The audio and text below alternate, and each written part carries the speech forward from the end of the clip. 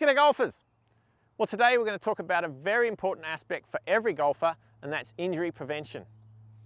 Our goal of today is to help you become more aware of what causes injury in golfers, what exercises that you can use to protect yourself, and what possible changes that you could make to your setup and your swing technically that's going to help prevent injury. Now, if you like this video, then please hit that like button and comment below. What injuries are you struggling with that are possibly caused by your golf game?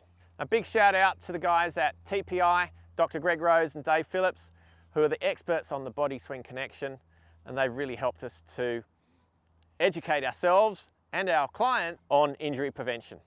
Thanks guys. I'm Glenn Haynes. Welcome to Aussie Golf Pros.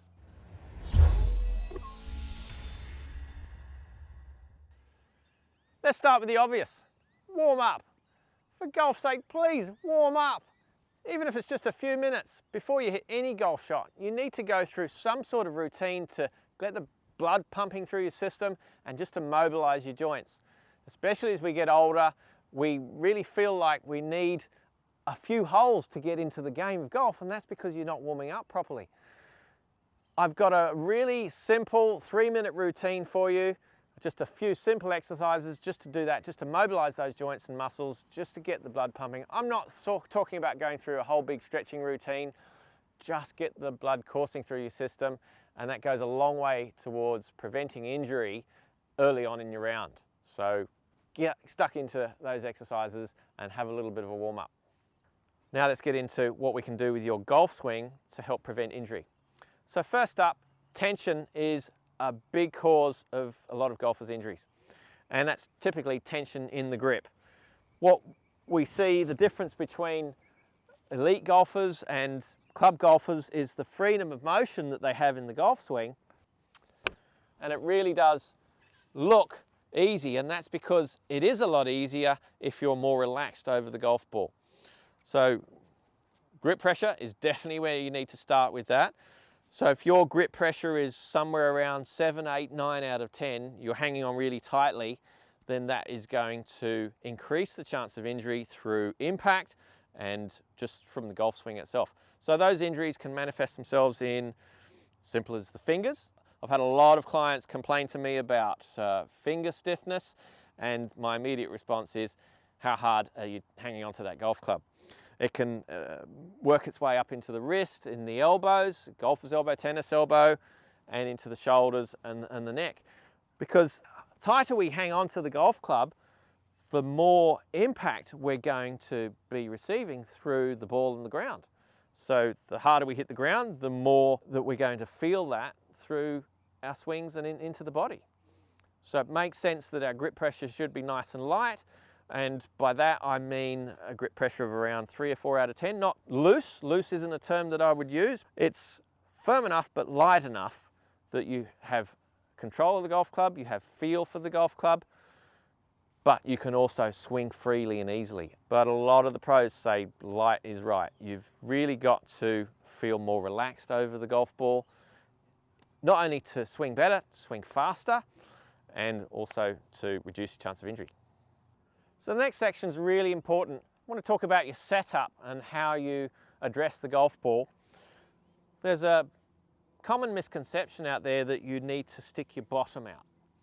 Now, I've talked about this in other videos before, is that if you're sticking your bottom out and you're getting this anterior tilt, this excessive curvature in your lower spine, then that is going to create some tension in your lower back. It's going to lock up your swing, it's going to reduce your mobility in your golf swing, and it's going to increase your chance of injury. This is what we call the S posture, where we've got this S position in your spine here. Everyone has a little bit of curvature of the spine, of course, but what I encourage you to do to protect your lower back better is to find a middle ground, an even position. So just tuck your tailbone underneath here and then rock back, and then try to find a middle ground. That lower back should be more straight rather than curved. We don't want to be sticking that bottom out excessively and getting into that anterior tilt position. We want to tuck that tailbone down a little bit and have a neutral spine position. And that's really going to alleviate the pressure in that area. Make sure that that back is nice and flat there. Getting into that neutral position and that's going to really help you to make that nice full shoulder turn. Now, the other thing to bear in mind is that the S posture could also be an indication that you're a little bit weak in some areas. So let's understand where our rotation should be coming from. A lot of injury is caused in the lower back because the lower back is working too hard. It's trying to compensate for some stiffness in some other areas. The body is designed to rotate and turn in the hip area and in the upper back area, in the upper thoracic area. However, if that's stiff there and you're weak and stiff in your hips, probably because of just sitting at a computer desk for hours on end, or even just sitting at a school desk if you're still a student, then what we see is that these hip flexors tighten up, our upper thoracic area tightens up, and we get poor posture. And then what happens is our lower back needs to work harder. So a good couple of exercises that can really help mobilize those areas are some hip rotational exercises. So getting that hip to internally and externally rotate. Okay, and you can do that on the ground as well, doing some hip drops, some knee drops. And very specifically in the upper thoracic area, getting on a chair there, or even just squatting down here and then just getting that to rotate. Keeping your knees together and getting that upper thoracic area to rotate. Just start on a chair. And another good one is to get onto the foam roller and let's get that upper thoracic area to open up. We want that upper back to be mobile and we want your hips to be mobile. They're the ones that we want to be turning. Your lower back is supposed to be stable. It's designed to flex and extend, not to excessively rotate and excessively tilt. It's capable of some of it, but if we're really stiff in those other areas, in the upper back and the hips, and to a lesser degree your ankles and shoulder as well, then that's going to put much more pressure on your lower back, and obviously that's where a lot of golfers really suffer from some pain. In fact, around 30% of golfers suffer from lower back pain, and more often than not, that is the reason, is that they're overworking it. It's compensating for the other areas that should be doing all of the rotating and should have that mobility. So work on those areas. So next up, I'm going to talk about a case study. A client of mine had been on a training school where he was continually topping the golf shot, and his coaches unfortunately got him to just try to keep his lead arm very straight. They kept saying to him, well, you're bending your arms and therefore lifting the club, and the club is now hitting the top of the golf ball. I'm not saying that those coaches were wrong, but what they got him to do was definitely a precursor to injury. What they got him to do was try to get that arm as straight as possible, to get really rigid and a lot of tension in that lead arm. He's trying to keep his lead arm really straight, and he's a right-handed golfer, so his natural hand with his right hand, and he's trying to keep his left arm really straight. And because he was on this golf school, I think it was a 3-day golf school, and he came to me a couple of weeks later and he says, my arm is wrecked. I've got all of this tendonitis, because of the excess tension in that lead arm, trying to keep it really, really straight. Then that obviously manifests itself in injury in that arm because of the excessive tension, hitting lots of golf balls, trying to keep that lead arm really, really straight. There's no doubt that some golfers find that very easy to do. Rory McIlroy, Adam Scott, they've got very straight lead arms. It looks fantastic, aesthetically very pleasing, but the fact is that it's just not really necessary. Yes, we want it extended. We don't want to collapse the lead arm. That leads to a lot of loss of power because we're not creating any width, and excessive bending of the elbows and chicken wing into this position here can cause us to top a lot of shots, as well as losing power. But if you want to improve your width, don't do it at the expense of your health. If you're a naturally right-handed player, then try pushing the club away. Here in this position, you can see that that also extends that lead arm, but I'm just doing it in a very natural and comfortable position where I'm just pushing that arm away, reaching for the sky a little bit more at the top of the backswing. And in the follow-through, instead of worrying about trying to keep your lead arm straight here and rigid while you're hitting the golf shot, when you follow through to extend, you might think about just the club being further away from you. That's a good external focus of attention, just to get some width through there, and that's going to go a long way towards you gaining some width in the downswing, having a more extended lead arm, not rigid, but extended, and obviously makes it easier for us to hit that ground. Now, I also want you to bear in mind that a lot of great players have that lead arm slightly bent. As I said, Rory McIlroy, Adam Scott, very straight lead arm. But what about Jordan Spieth, Jason Day, Lee Westwood? They have a little bit of a flex in that lead arm, and it's just softer. Are they collapsing it? No, it's still extended. It's just a little bit softer, so there's a little bit of flex in it. And I do as well. If you have a look at this swing here, we can see that I do bend that left lead arm a little bit.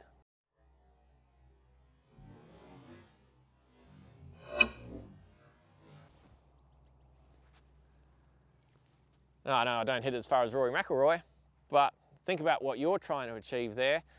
Yes, you want width, you want extension, but not at the expense of health and causing injury in that lead arm. So next up, we have the most common cause of back injury in golfers, and that's the forward spine tilt. If we're getting into a position here where the spine is leaning forward towards the target, then that means that the lower back has to excessively bend in this direction in order to hit the golf ball. And that is really going to, again, put a lot of pressure on the lower back. We're going from this tilted position here to that position there. We get this reverse weight shift. Or even if you're stacking onto that left side and front side and staying there, we still need to shove that lower back into position to hit the golf ball. Even if you're not meaning to do it, as soon as we get into this position at the top of the backswing, there's going to be some sort of recovery there, and that's putting a big stress on your lower back. So what do we do to alleviate that problem? Well, let's make sure that, well, to set up, the lead hip is at least as high as the trail hip, maybe even a little bit higher. And you can see there we're getting a little bit of spine tilt away from the target, and that's what we want to achieve in the top of the backswing. So you can see that I've loaded the trail side well, and I've got my eyes behind the golf ball. That's really key. If you're getting your eyes in front of the golf ball, then you can see that that tilt is going to be forward. It's dangerous. Get the eyes behind the golf ball, get into a position here where you're loaded comfortably and a lot less stress on the lower back, and then you can just rotate through it much more easily. You need to video yourself to get an idea of where that spine angle is. Check with the setup first, make sure you've got some spine angle here and that lead hip is at least as level, maybe a little bit higher than your trail hip. And video yourself at that top of the backswing, pause it and have a look where that spine angle is. But if you can get your eyes behind the ball and get that spine behind the golf ball, then you're not only going to greatly reduce your chance of injury, it's going to help you deliver power more easily into the golf shot as well. And of course, trying to generate a lot of power in the golf swing does come with its dangers. What we want to guard against is putting a lot of stress on the back through trying to really rotate quickly and trying to generate a lot of power in the downswing. But yes, we want to generate speed, but we've got to do it carefully. So here are a couple of examples. As Jason Day is undergoing a lot of back issues at the moment because it's a very short, very quick transition. So he gets into a position here where he doesn't really turn his hips a great deal in the backswing, big shoulder turn, and then he's really trying to fire quickly in the downswing. That's putting a lot of stress on his back.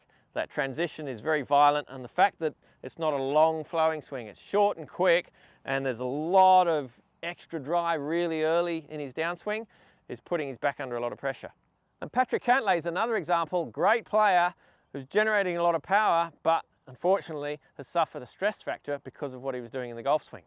A little bit different, Patrick was turning well and getting to a good backswing position, but then a massive amount of drive with the lower half and creating a lot of what's known as X factor. So he was getting a lot of hip rotation going forward and keeping his shoulders back, so he's increasing that difference between hip rotation and shoulder rotation. He's actually getting 20 degrees of extra rotation, extra X factor in the initial part of his downswing, and his lower back just wasn't coping with all of that stress, and so he got a bit of a stress factor from that. So what Patrick Cantlay has learnt to do is to increase that rotation in the backswing and only have around 5 degrees of extra separation in the downswing. And that's tour average, to get 5 degrees of extra separation in that transition into the downswing, so that the lower half is starting the downswing and increasing that torsion, but 5 degrees is an acceptable amount, and Patrick Cantlay's back is coping with that. and he's still generating a lot of power. But the message is to try to develop that long flowing golf swing that is going to help your longevity. So for a lot of golfers out there, especially as we get a little bit older, allow that heel, that lead heel to come up and generate that long flowing golf swing, which is going to reduce your chance of injury.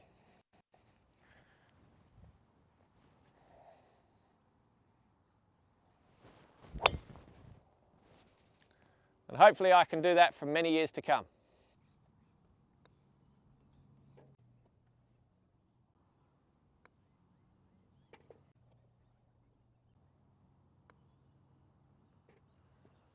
Can putting really cause injury? Well, yes, if you stand there doing a lot of drill putting, so this is for those practices out there, then standing over and hitting lots and lots of shots in that crouched position there can really affect your posture and then cause some neck issues and some upper thoracic issues, some stiffness in that area. So good idea is every 4 to 5 putts or so, make sure you have a little bit of a stretch, extend that back out, roll your shoulders back and down, and maybe even just have a little bit of an extension stretch. So pop your hands just on your backside there and stretch out. And let's expand that upper thoracic area. Remember, we're looking after this for your full golf swing as well. So every 4 or 5 putts, if you're drill putting, then it's important to just expand that, extend that back, and make sure that you're not getting into some habits of being very hunched over, which is what a lot of us struggle with, of course. It's really important for you to develop an easy swing, to make it look easy, make it feel easy. And that's really going to help you with your longevity in this great game of golf. Think Sam Snead, think Phil Mickelson, think Ernie Els. These guys playing into their seniors, long flowing and easy swings, and that's what you need to develop. And here's some help for you. We did a video a little while ago on developing that free and easy golf swing. Thanks so much for watching. We hope you like this video. If you do, then please smash that like button and comment below. As I said earlier, we'd love to hear from you. Are you the best golfer you can be?